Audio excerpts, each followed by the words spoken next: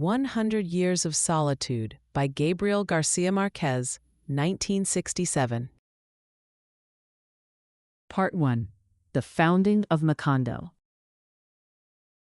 José Arcadio Buendía and Ursula Iguaran, cousins burdened by the fear of begetting a child with a pig's tail, leave Riohacha after José Arcadio kills Prudencio Aguilar for mocking their unconsummated marriage.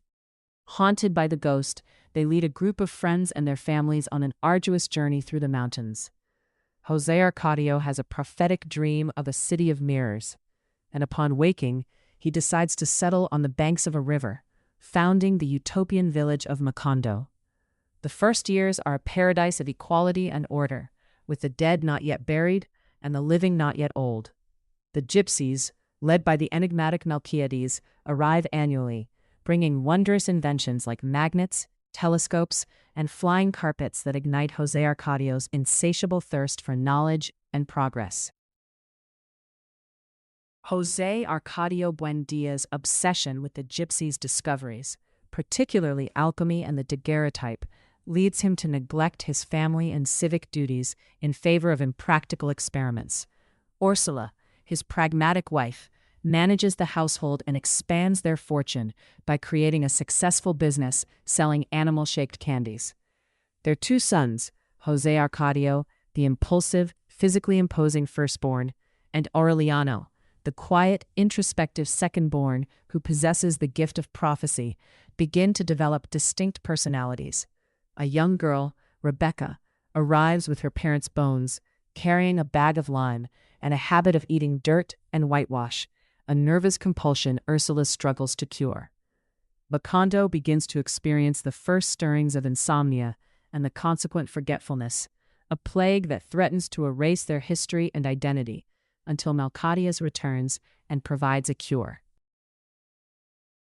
Pilar Ternera, a local woman of proverbial fertility, uses her gift for reading fortunes from cards to seduce both José Arcadio and Aureliano. She becomes pregnant by the older brother, José Arcadio, who, terrified by manhood and the news, runs away with the gypsies. Pilar gives birth to a son, Arcadio, who is raised by Ursula. The insomnia plague evolves into a devastating memory loss, forcing José Arcadio Buendía to label everything in the village, eventually inventing a memorizing machine. Melquiades returns from the dead, for he could not bear the solitude of death, and provides a photographic elixir that restores their memory. The arrival of government authority comes with Apolinar Mascote, the first magistrate, ordering the village to be painted blue for a national celebration, sparking the first political tensions. Aureliano Buendía, now a young man, falls deeply in love with the magistrate's youngest daughter, the prepubescent Remedios Mascote, a love that grows with quiet patience. His passion for her is paralleled only by his fascination with his brother-in-law's silver shop, where he spends his days crafting intricate little gold fishes. Rebecca and Amaranta, Ursula's youngest daughter, grow into young women, both consumed by a fierce secret passion for an Italian piano tuner named Pietro Crespi, who brings an air of refined, foreign romance to Macondo. Their rivalry becomes the central drama of the household, poisoning their relationship with jealousy and spite. Rebecca's love manifests physically, causing her to resume her childhood habit of eating dirt, while Amaranta nurses a silent, implacable hatred. Part 2. The Conservative-Liberal War. Rebecca and Pietro Crespi's engagement is sanctioned, throwing Amaranta into a vortex of despair and secret vows to prevent the wedding at any cost. Her subtle, ghostly threats and manipulations instill a fear in Rebecca, prolonging the engagement indefinitely. Amidst this domestic turmoil, Aureliano's serene courtship of the child Remedios culminates in their marriage, with her eventually growing into a capable wife who joins the family. The unexpected return of José Arcadio Buendía's son, José Arcadio, now a giant of a man tattooed head to toe and seasoned by the sea, shatters the family's uneasy peace. His raw, brutal masculinity captivates Rebecca, and in a fever of unbridled passion, they marry and are expelled from the house, going to live on the outskirts of town. leaving the devastated Pietro Crespi to the mercy of Amaranta. The political climate of Macondo intensifies as the conservative and liberal factions clash. Orellano Buendía, witnessing the electoral fraud and oppression perpetrated by Don Apolinar Mascote and his men, sides with the liberal rebels. His transformation from a quiet goldsmith into the revolutionary Colonel Orellano Buendía is swift and absolute. He leaves his pregnant wife, Remedios, to join the forces of General Victorio Medina. Tragedy strikes the Buendía household when Remedios, pregnant with twins, is accidentally poisoned by a dose of coffee laced with arsenic meant to kill another. Her death, along with the mysterious poisoning of Rebecca, which Amaranta is suspected of, plunges the family into mourning. Consumed by guilt, Amaranta rejects the now available Pietro Crespi, leading him to slit his wrists in despair. Colonel Aureliano Buendía rises through the ranks to become commander-in-chief of the liberal revolutionary forces on the Atlantic coast, a man hardened by war and the certainty of his own destiny. He becomes a legendary mythic figure, always on the verge of victory or defeat, but never at peace. Back in Macondo, General Arcadio, the product of Pilar Ternera and José Arcadio, is left in charge of the town. A brutal and dogmatic tyrant, he imposes a reign of terror, seizing land and executing his political enemies. His authoritarianism is a grotesque distortion of his grandfather's quest for order, culminating in an order to execute the beloved, apolitical apothecary, Don Apolinar Mascote, a command Ursula thwarts with a brutal whipping, reasserting her iron will and saving the town's soul. As the war becomes increasingly senseless and corrupt, Colonel Aureliano Buendía feels the ideological purity of his cause slipping away.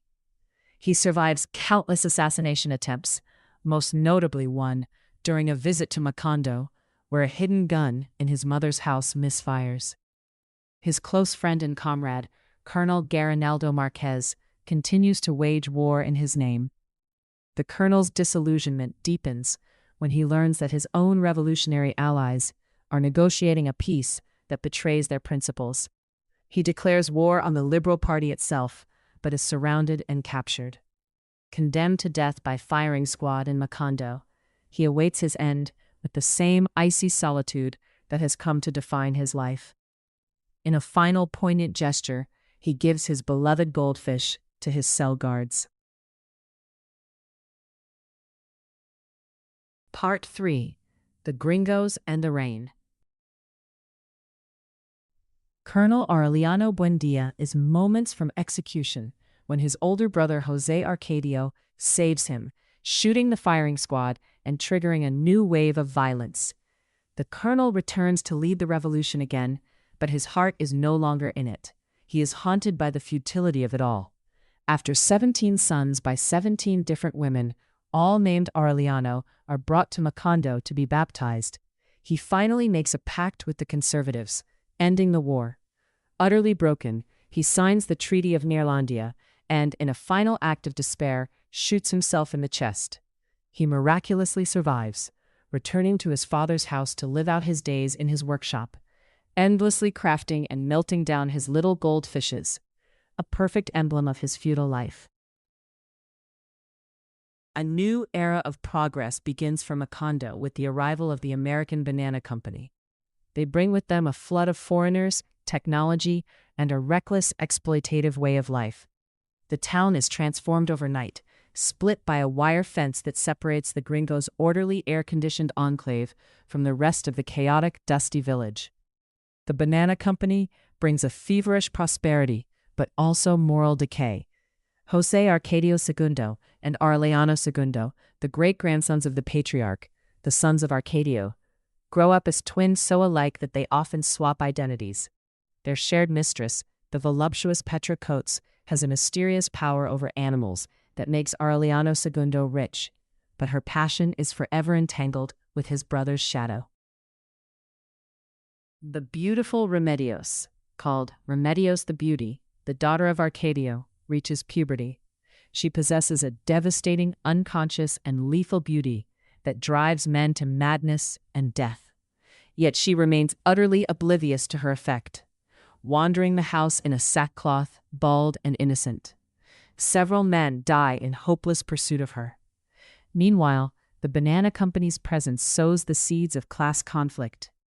José Arcadio II, he has witnessed the brutal reality of the workers' conditions, becomes a union leader, fighting for justice against the seemingly untouchable power of the Gringos.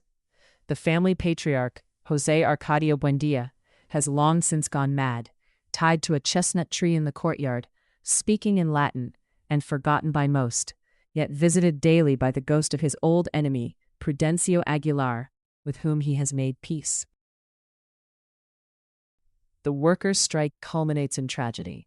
Thousands of banana workers and their families, including José Arcadio II, gather in the town square of Macondo to present their demands. The army, acting on behalf of the banana company, surrounds them. Colonel Aureliano Buendía, now a forgotten old man, watches from his workshop. An official reads a decree declaring the strikers to be outlaws, and then the machine guns open fire on the unarmed crowd.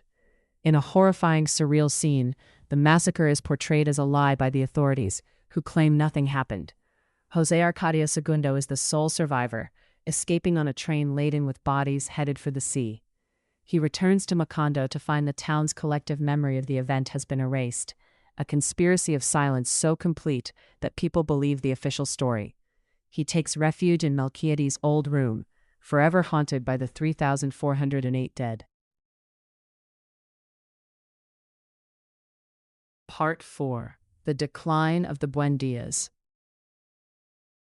A relentless biblical rain begins to fall on Macondo. It pours for 4 years, 11 months, and 2 days, washing away the banana company, the prosperity, and the very memory of the town's recent past.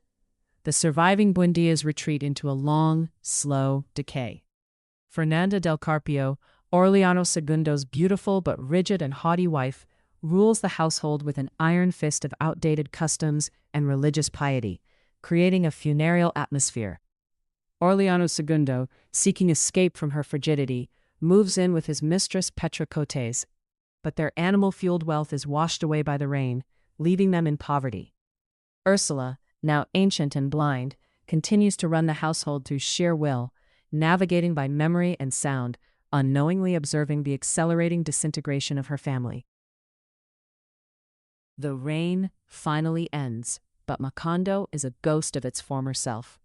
The survivors are the last of the Buendías. José Arcadio II, who has spent the years of reign in Melquiades' room, deciphering the gypsies' Sanskrit manuscripts, dies alongside his brother Aureliano II at the exact same moment. They are buried in the same grave. The family's last generation is born. Amaranta Ursula, the spirited and beautiful daughter of Fernanda and Aureliano II, and Aureliano, the last of the line, the illegitimate son of Meme and Mauricio Babylonia, a man followed everywhere by yellow butterflies. Meme's love affair is discovered by her mother, and in a cruel act of repression, Fernanda has Mauricio shot and paralyzed for life. Meme is then sent to a convent, never to speak again, giving birth to the last Aureliano, who is brought back to Macondo as a foundling and raised in secret by Fernanda. The final Aureliano grows up in the decaying Buendía mansion, a solitary and precocious boy who spends his days in Melquiades' room, learning to read the indecipherable Sanskrit and communing with the ghost of the old gypsy. He is completely ignored by Fernanda, who is consumed by her own bitter memories and correspondence with the invisible doctors. Ursula, now in the final stages of her long life, nears death, her mind becoming childlike as she awaits the return of the rain.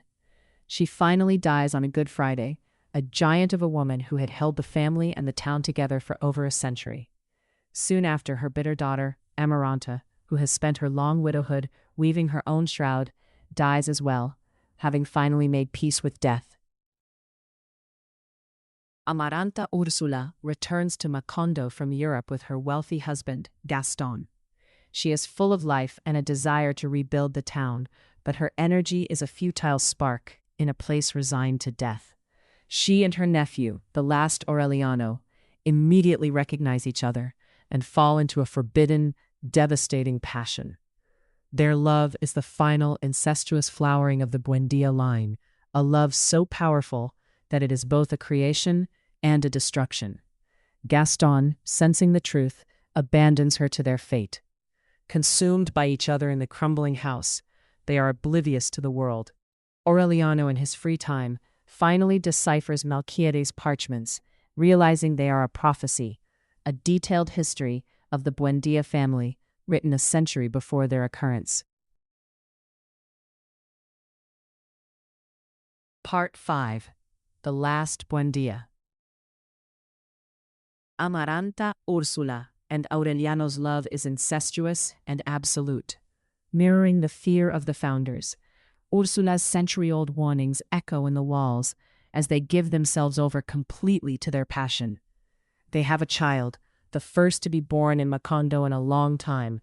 He is born with a pig's tail, the physical manifestation of the family's ancient curse, and their final terrible consummation of their own lineage. Amaranta Ursula hemorrhages to death after the birth, leaving Aureliano alone in the world with his son. Aureliano, in a state of wild grief, steps out for a moment to find a drink. When he returns, he finds his infant son dead, his body covered in a swarming mass of ants, which have been gradually invading and consuming the house. The final prophecy of the Buendía house is fulfilled. In that instant of ultimate despair, he understands everything. The wind begins to pick up, and he races back to Melquiades' room, where he has finally deciphered the complete manuscript. He reads aloud the history of his family, written in the order of their occurrence, not the order of time. He realizes he will never leave the room, for the city of mirrors or mirages is fated to be razed by a biblical hurricane and erased from the memory of men, exactly as Melquiades had written a century before, that the races condemned to 100 years of solitude did not have a second opportunity on earth. In conclusion, 100 Years of Solitude ultimately conveys the message that human existence is marked by the interplay of time, solitude, love, and the tension between tradition and modernity. The Buendía family's saga serves as a metaphor for the human condition, illustrating how individuals and societies are bound by their histories and emotions. The novel suggests that while solitude is an inescapable part of life, it is through understanding and embracing our shared experiences and flaws that we can find meaning and connection in an ever-changing world. To show love and appreciation, like, share, and subscribe.